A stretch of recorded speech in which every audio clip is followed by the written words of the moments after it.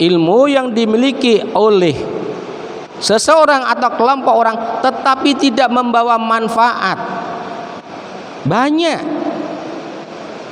justru membuat kerusakan, penderitaan dan kehancuran suatu negeri.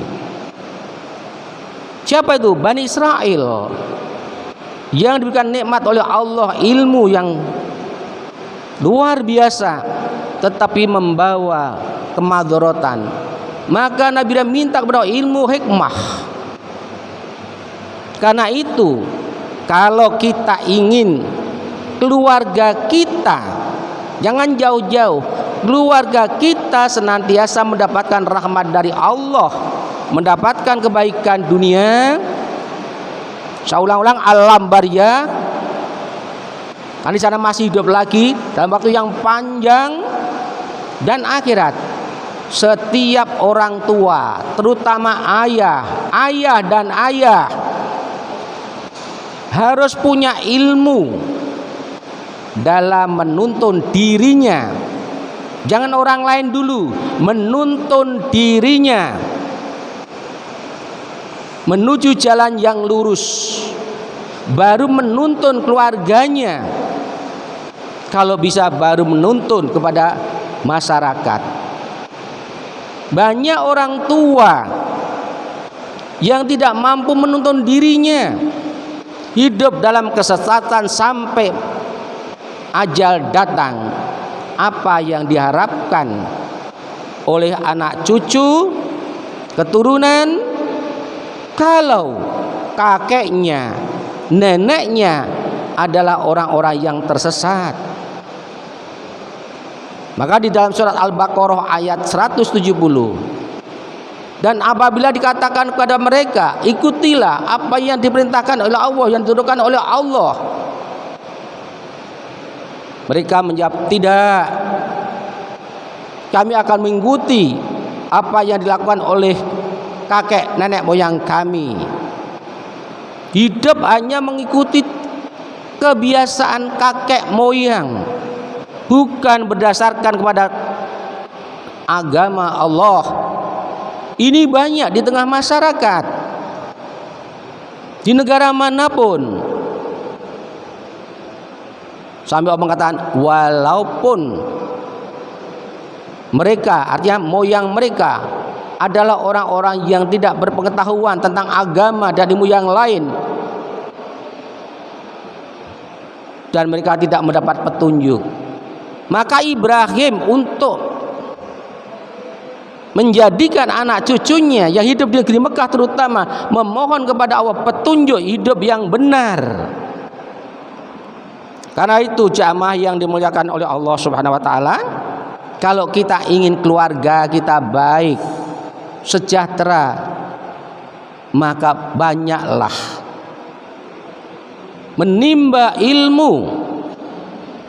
Setelah kita sholat membaca ihdinas syiratal mustaqim, syiratal ladzina amta alaihim ghairil maghdubi alaihim waladhdallin, maka baca dan baca, jangan bosan Al-Quran sampai ajal datang.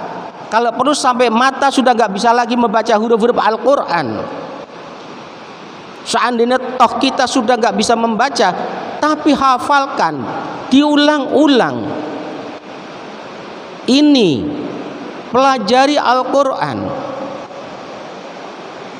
belajar Al-Quran, belajar ilmu agama di majelis-majelis taklim seperti ini.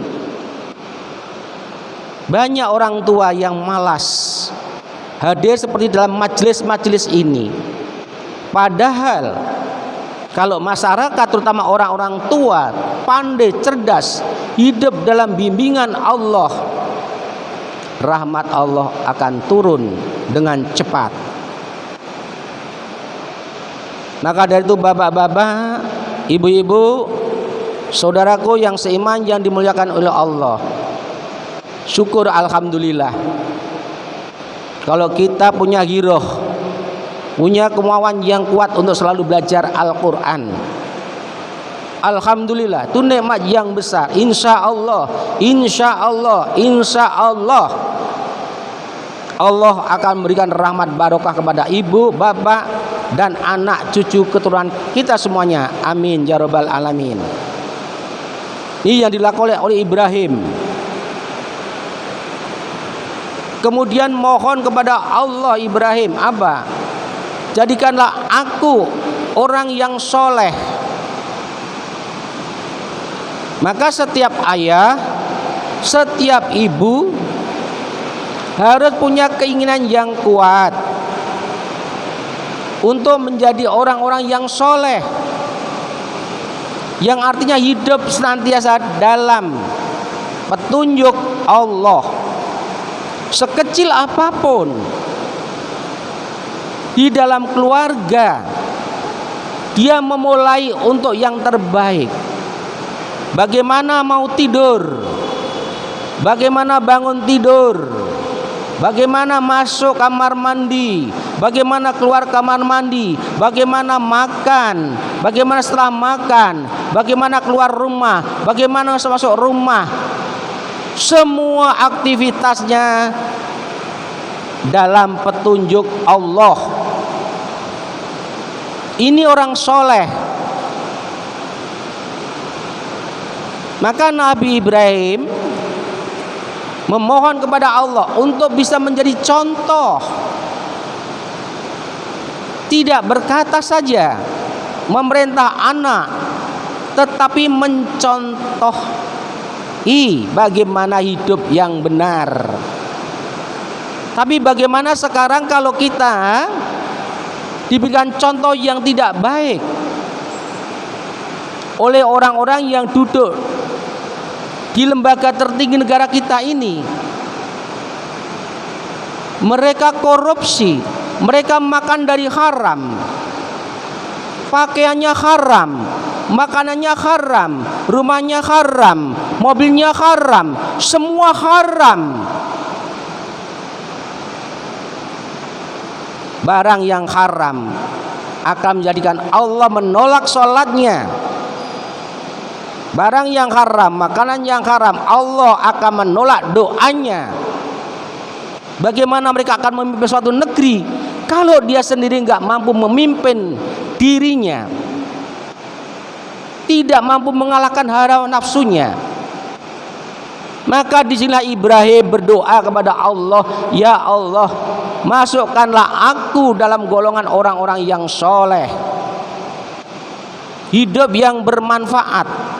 Hidup yang bermanfaat itu orang soleh. Kalau orang-orang yang tidak soleh, hidupnya membawa madzarat, membawa kesengsaraan, itu pasti.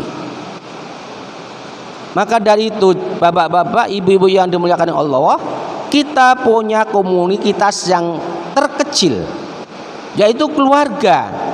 Maka jadilah kita ayah dan ibu yang baik, yang selalu berdoa kepada Allah, ya Allah, masukkanlah aku pada golongan orang-orang yang soleh. Charity begins at home. Kebaikan itu dimulai dari keluarga. Kalau dalam satu RT ada 10 keluarga yang rusak, maka rusaklah lingkungan RT itu. Pasti, jangan 10, 5 keluarga saja.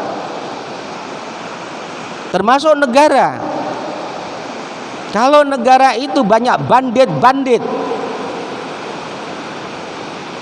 20, 30, tunggu kehancuran negeri ini. Semua ada dampaknya. Maka Nabi Ibrahim mohon kepada Allah, ya Allah, masukkan aku dalam golongan orang-orang yang soleh. Monggo bapak-bapak, kalau jenengan pengen hidup dituntun oleh Allah sampai ajal datang. Kemudian Nabi Ibrahim meminta kepada Allah, ya Allah, jadikanlah kami buah tutur yang baik. Minta kepada Allah. Setelah sepeninggalan beliau, dia minta jejak hidupnya diikuti oleh umat manusia karena kebaikannya. Maka kita juga begitu, siap-siap Dalam kehidupan ini yang kita tidak tahu kapan akan berakhir, kapan akan berakhir. Lakukan yang terbaik. Saya kadang-kadang merenung, di depan rumah saya itu ada tempat duduk kecil yang dibuat dari semen dan tegel. Saya membayangkan betapa pahala besar yang diterima oleh pemilik rumah itu yang membuat tempat duduk untuk warga berkomunikasi, bersantai, menyambung silaturahmi. Ini Bapak, tidak besar karyanya, bukan karya besar, tetapi karyanya bermanfaat untuk masyarakat.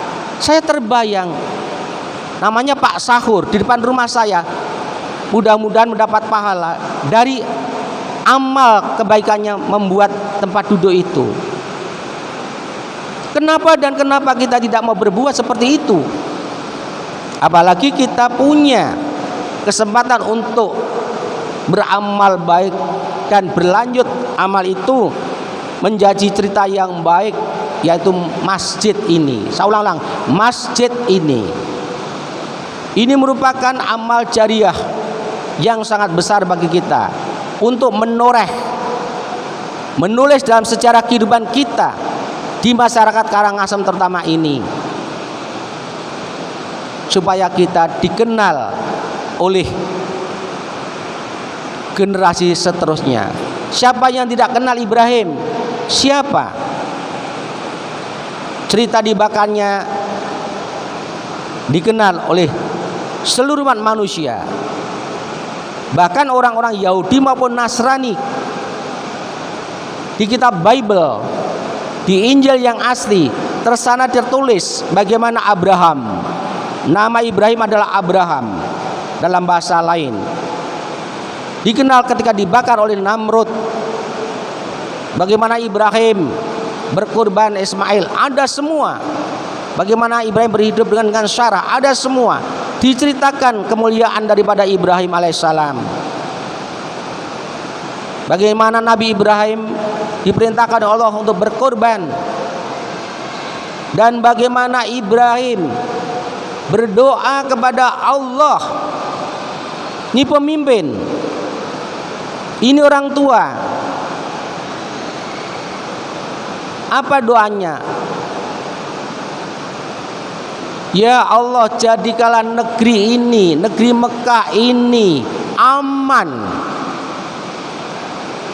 Saya ulang Bapak-bapak, pernahkah Bapak berdoa kepada Allah? Pernahkah Bapak-bapak, ibu-ibu, saudara berdoa kepada Allah, pemilik keamanan, Al-Mu'min, Al-Muhaimin, As-Salam? Ya, jadikanlah negeri ini aman. Kalau belum, bagaimana kita mengharapkan negeri ini aman? Aman tidak selalu dalam arti ada penyerangan, tetapi kita leluasa hidup dalam kedamaian. Banyak orang Islam nggak paham. Nabi Ibrahim mencontohkan, ya Allah, Rabbi hadzal baladan aminan waryukhu akhlahu minas samarat. Minta kepada Allah.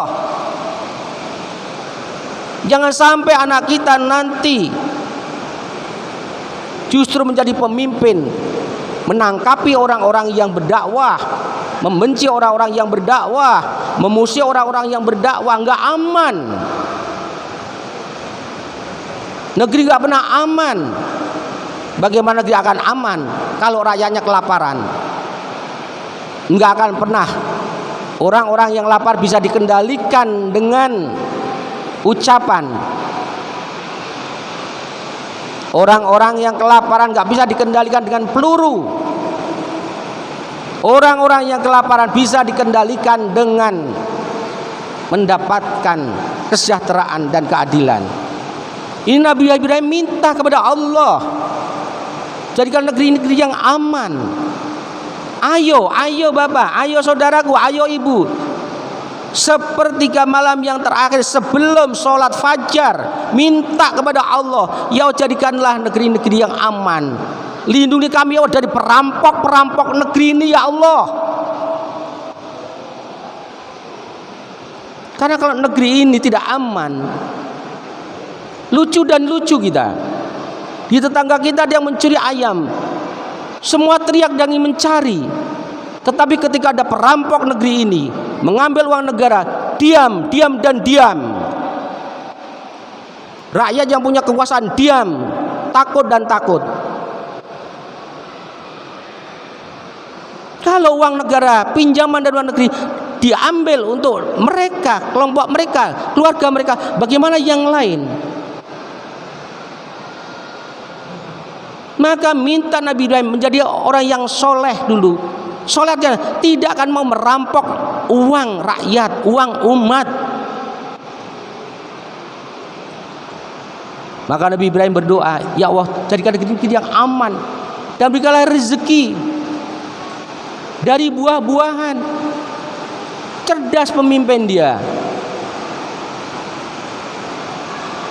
Di Mekah, di Jazirah Arab sulit untuk mendapatkan buah-buahan, sedangkan itu sangat penting untuk kehidupan mereka. Dia minta kepada Allah sesuatu yang tidak mungkin terjadi.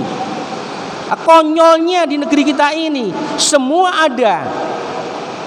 Belum tentu hari ini orang bisa beli singkong saja, karena belum tentu hari ini mendapatkan rezeki. Nggak ada pekerjaan. Belum tentu malam hari ini ada orang bisa beli beras, tapi ada yang menumpuk-numpuk uang miliaran, triliunan di bank-bank negara asing. Nabi Ibrahim minta kepada Allah. Pernahkah kita minta kepada Allah, ya Allah jadikan negeri ini negeri yang aman. Berikanlah rezeki pada kami bangsa Indonesia. Menangis, meneteskan air mata, terutama para kiai, para ustadz yang katanya dekat dengan Allah. Minta di akhir malam,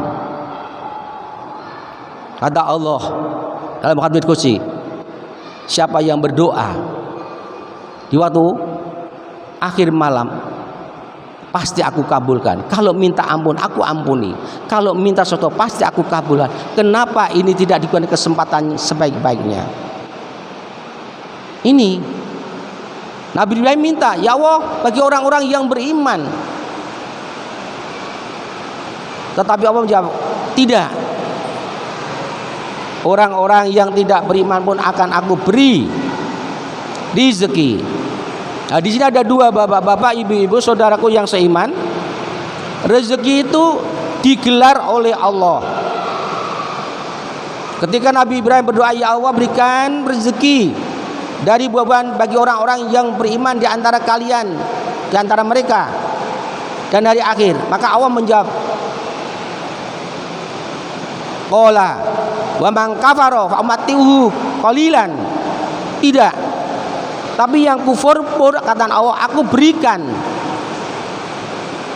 tapi hanya sedikit.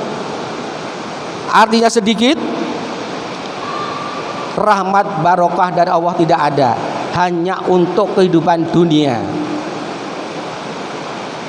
Nah, umat Islam bangsa Indonesia ini yang diminta adalah rezeki yang diridhoi oleh Allah Subhanahu wa taala, yang diberkahi oleh Allah Subhanahu wa taala. Ini yang diminta. Kita minta kepada Allah. Masing-masing minta kepada Allah. Di samping rezeki untuk diri kita, keluarga kita, mintalah untuk bangsa dan negara ini. Insya Allah kalau bapak-bapak, ibu-ibu senantiasa berdoa seperti apa yang diminta oleh Nabi Ibrahim, Allah akan mengabulkan. Dan yang paling diharapkan oleh Nabi Ibrahim yaitu, dan jadikanlah aku ya Allah orang-orang yang mewarisi surga. surga. Surga tidak akan didapatkan oleh seseorang tanpa amal soleh.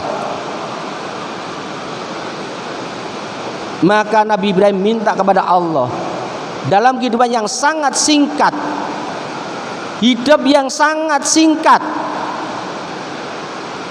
akan memberi manfaat untuk dirinya, keluarga, masyarakat, bangsa dan negara. Dan semua yang dilakukan mendapat ridho dari Allah, yang akhirnya dengan amalan hidup yang sangat singkat ini mengantarkan Nabi Ibrahim ke dalam surga bersama para rasul, para nabi, dan kepada umatnya Rasulullah SAW yang beriman kepadanya. Demikianlah bapak-bapak, ibu-ibu yang dimuliakan Allah. Semoga kita menjadi orang tua yang baik, orang tua yang bijak, orang tua yang soleh, orang tua yang selalu menangis kepada Allah, agar anak cucu kita, keturunan kita, bangsa ini mendapatkan rahmat barokah dari Allah dengan rezeki yang luas, penuh berkah, negeri yang aman dan damai, sebagaimana yang dicita-citakan oleh Muhammadiyah, baldatun thayyibatun warbun ghafur, dan diharapkan oleh seluruh anak bangsa. Amin. Mari kita tutup dengan kaul majelis. Bismillahirrahmanirrahim. Subhanakallahumma wa bihamdika asyhadu an la ilaha illa anta astaghfiruka wa atubu ilaik. Assalamualaikum warahmatullahi wabarakatuh.